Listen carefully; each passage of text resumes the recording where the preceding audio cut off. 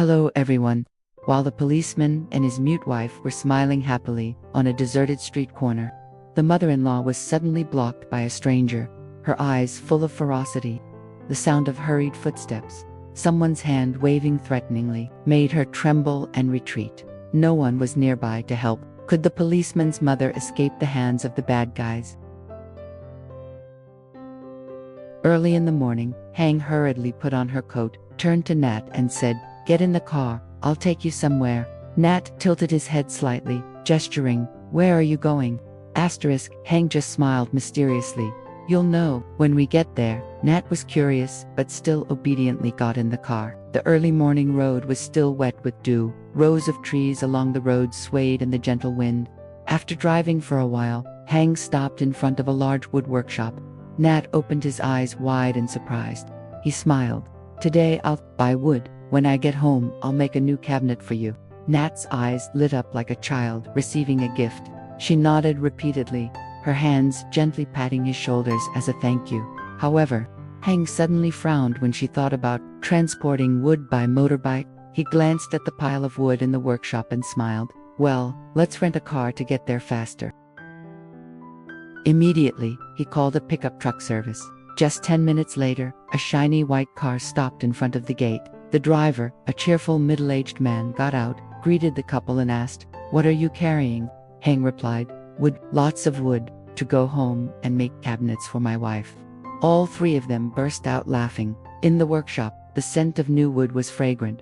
Hang meticulously selected each piece, tapped the surface lightly to check, then asked her opinion. With her eyes and smile, although Nhat could not speak, his skillful hands pointed to each type of wood, signaling which was beautiful, which was sturdy.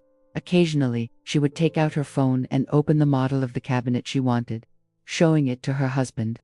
When the workshop workers cut the wood, the sound of the machine was bustling. Nhat stood watching, his eyes filled with delight. Each finished piece of wood was neatly wrapped. Hang and the driver carried each piece onto the car, while Nhat quickly gathered the small pieces and arranged them neatly on the way back. Hang and Nhat chatted animatedly about cabinet design. He wanted to make a cabinet that was as high as the ceiling to hold many things, while she wanted to have drawers. Underneath, the cheerful debate lasted the whole way, making the driver laugh. That when they got home, both of them eagerly got to work. Hang measured each piece of wood, using a pen to mark the assembly position. Nhat prepared a hammer, nails, and sandpaper, then helped and wiped the wood dust. Occasionally, when Hang drilled a little off-center, she would frown and signal to do it again properly, making him smile awkwardly. The work was hard but full of laughter. After each step, Nhat clapped his hands to cheer him on. When he was tired, she gave him a bottle of water and used a towel to wipe his sweat. He looked at his wife and said softly, "Making cabinets is fun because I get to do it with you." Hello everyone. While the policeman and his mute wife were smiling happily on a deserted street corner, the mother-in-law was suddenly blocked by a stranger, her eyes full of ferocity. The sound of hurried footsteps, someone's hand waving threateningly, made her tremble and retreat. No one was nearby to help. Could the policeman's mother escape the hands of the bad guys? At the same time, on the eerily empty road, the policeman's mother walked silently, holding tightly the bag of eggs she had just bought from the market. The early morning sunlight filtered through the trees, her shadows stretched out on the road. Suddenly, from behind came the sound of a fierce engine revving, tearing apart the quiet space. A motorbike rushed towards her at a terrifying speed. The driver was wearing a black jacket, his hood covering his head, his face covered, only revealing his cold eyes.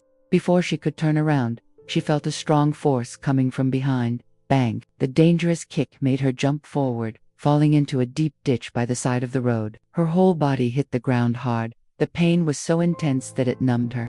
The bag of eggs in her hand flew out, rolling into the dense bushes. The cold crack sounds of shattering echoed. She tried to support herself, her face pale, her heart pounding wildly. In that moment of panic, she only had time to catch a glimpse of the car disappearing at the end of the road, leaving behind a hazy smoke and a terrifying haunting. She quickly shouted, "Whoever kicked me, come back here." As soon as she finished speaking, a chill ran down her spine, causing her to stop. She looked up, her heart skipped a beat. It was him, the one who had just kicked her into the ditch. His eyes were filled with ferocity, and he growled, "Who did you just curse?" She gritted her teeth and shouted, "I cursed you." He immediately picked up a large piece of wood from the side of the road, approached, and raised his arm, ready to strike down. She immediately shouted, "My son is a policeman, try to touch me." Hearing her voice, mentioning her son as a policeman, his eyes flashed with a bit of panic. He paused for a second as if he was hesitating, then gritted his teeth and left, speeding off on his motorbike into the darkness. She was breathing heavily, her heart burning. Working hard in the bushes, she stubbornly picked up each intact egg, each one falling and breaking into pieces, making her heart ache. When she stood up, suddenly a sharp pain tore through her foot. She stopped, eyes wide open, trying her best to endure each sharp pain like needles piercing deep into her bones. But she still tried to keep going. The police couple were engrossed in cutting each piece of wood. The steady sound of the saw echoed throughout the house. Nhat watched attentively, ready to help whenever Hang needed. He had no idea that outside, his mother-in-law was in serious danger. In this peaceful moment, they enjoyed the simple joy of being together, building a home with their own hands.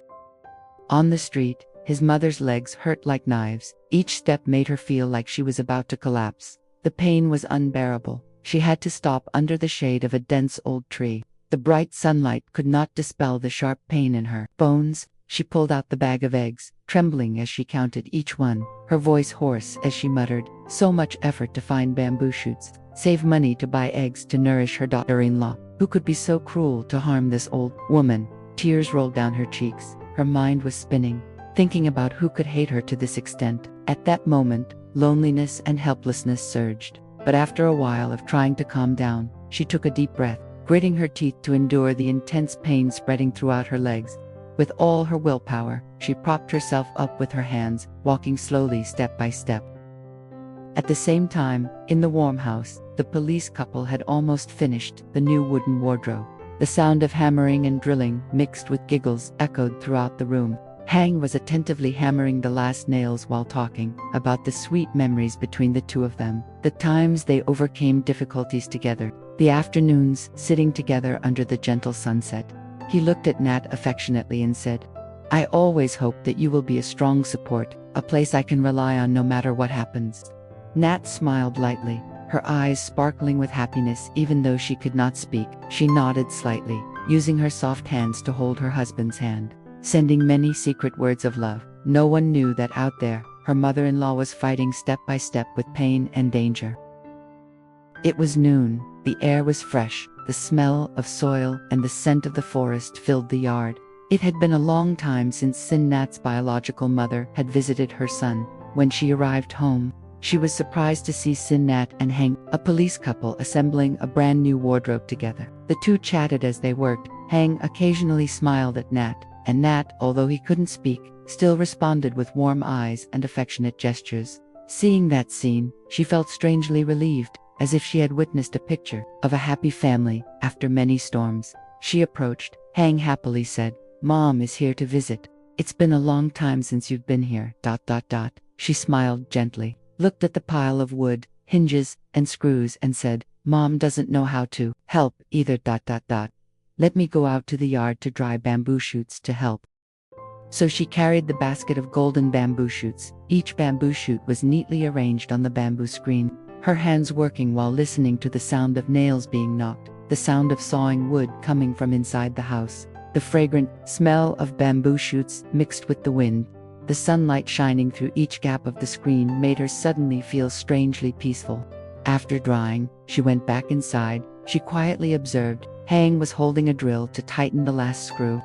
Nhat was bending down to wipe the wooden surface. The sunlight from the window frame shone on their faces, radiant as if they had never been troubled by worries. In her eyes, that was the moment of complete happiness that she had wished for her son all her life: a warm home, a loving wife, and sharing even the smallest things together. Finally, after more than half a day, the wardrobe was completed. The wooden surface was shiny. The door opened and closed smoothly. Hang exclaimed, "It's done." Nhat looked at Hang, nodded slightly. his eyes shining with pride. The old mother walked over, put her hands on the cupboard and looked at her two children, a smile etched on her haggard face. So beautiful, you are so good. At that moment, without many words, it all said that family love, effort and happiness are the most precious things that everyone wants to preserve. Cha là bóng núi, che chở suốt đời, lưng còng theo nắng, mắt sáng vì cười, yêu con chẳng vơi.